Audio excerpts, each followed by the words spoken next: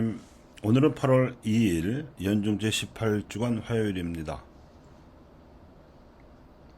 하나님께서는 세상을 창조하시면서 각 피조물에 맞는 본성을 부여하셨습니다.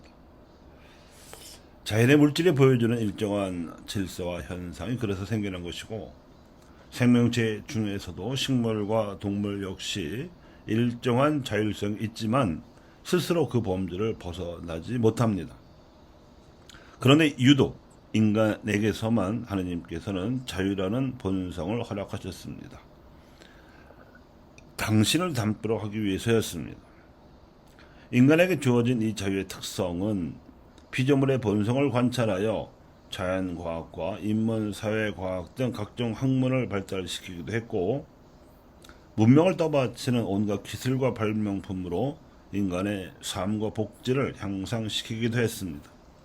또 하나, 학문과 기술과 그 복합체인 사회체제에서 생기는 정치공학적 관행과 경제공학적 산물을 사용함에 있어서 하느님의 뜻을 따를 수도 있고 자기 마음대로 할 수도 있는 가능성이 주어져 있습니다. 하느님께서는 먼저 예언자들을 보내서 알려주셨습니다. 예레미야도 예언자로서 하느님에게서 전해받은 뜻을 전하기를, 인간이 자기 마음대로 하고 싶어 하느님의 뜻을 거스르는 그 행위가 죄악이 되고 허물이 되는 것이며, 하느님의 뜻은 이스라엘 민족이 하느님의 백성이 되고 하느님께서 이스라엘의 주님이 되시도록 정치와 경제의 질서를 이룩하는 것임을 알려주었습니다. 하느님께서 결정적으로는 예수 그리스도를 보내셔서 가르침과 동시에 모범을 보여주시기도 해서 인간이 하느님의 뜻을 따를 수 있는 길을 보여주셨습니다. 그리고 그렇게 하지 않을 경우 자기 마음대로 하고자 하지만 사실은 사탄의 유혹과 계략에 빠져 악을 저지르게 되는 것임을 알려주셨습니다. 주의 기도 후반부에 있는 맨 마지막 두 가지 청원 기도가 그것입니다. 그리고 인간이 자유를 선용함으로써 하느님의 뜻을 따를 수 있는 길을 예수 그리스도를 통해서 보여주시고자 예수님께서는 종종 기적을 일으키셨습니다. 치유와 구마의 기적은 물론 빵의 기적과 물 위를 걷는 기적도 그래서 일으키신 하나의 표징이었습니다. 예수님께서 군중 앞에서나 제자들에게 일으키신 그 많은 기적들이 하나같이 겨냥하는 목표가 있었으니, 그것은 자유라는 본성을 부여받은 인간이 그 자유를 믿음으로 선용하게 하시는 일이었습니다. 믿음만은 인간 자유에 내재된 고유한 영역으로서 하느님께서도 인간에게 강제적으로 부여하실 수 없었습니다. 그래서 뜻하셨던 대로 기적을 체험한 인간이 가까스로 믿음을 갖게 되면 예수님께서는 놀라시면서도 기뻐하셨고, 그것이야말로 그분이 체험하시는 또 다른 기적이었습니다. 믿음으로 자유를 선용하게 된 인간은 기적을 일으키실 수 있는 하나님의 권능을 인정합니다. 세상의 본성인 자연 법칙은 물론 사람들의 욕망에 이끌려 모이고 흩어지고 분열하는 역사 법칙조차도 하느님의 뜻에 따라 초월할 수 있는 가능성까지도 인정하게 됩니다. 이것이 예수님께서 물 위를 걷는 모습을 보여주신 숨은 뜻입니다. 사실 그 기적은 일부러 보여주시려고 했던 것은 아니었습니다. 홀로 기도하시려고 저녁 늦은 시간부터 새벽 시간까지 산에 계시던 예수님께서 기도 중에 제자들이 위험에 빠졌음을 감지하셨습니다.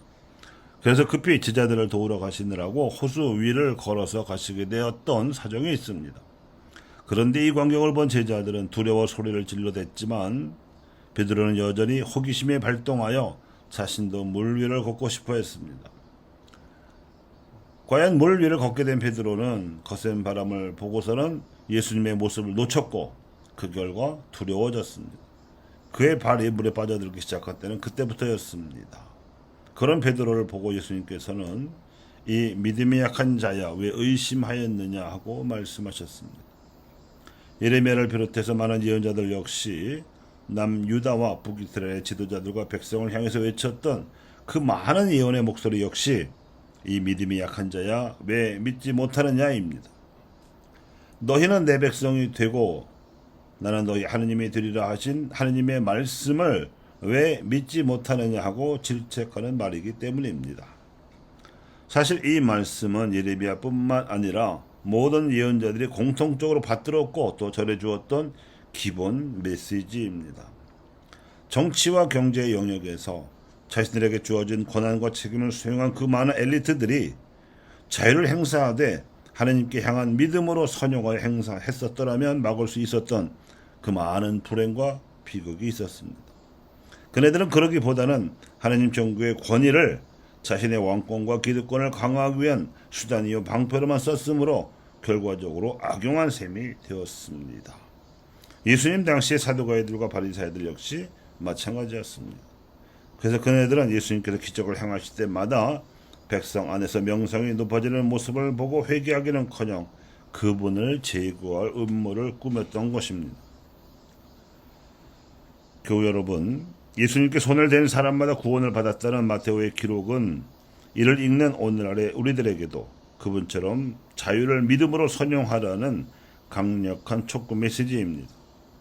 자유를 믿음으로 선용해야 우리네 실존도 인류 문명도 구원을 받을 수 있습니다. 그것이 예수님께서 바라시는 진정한 기적입니다.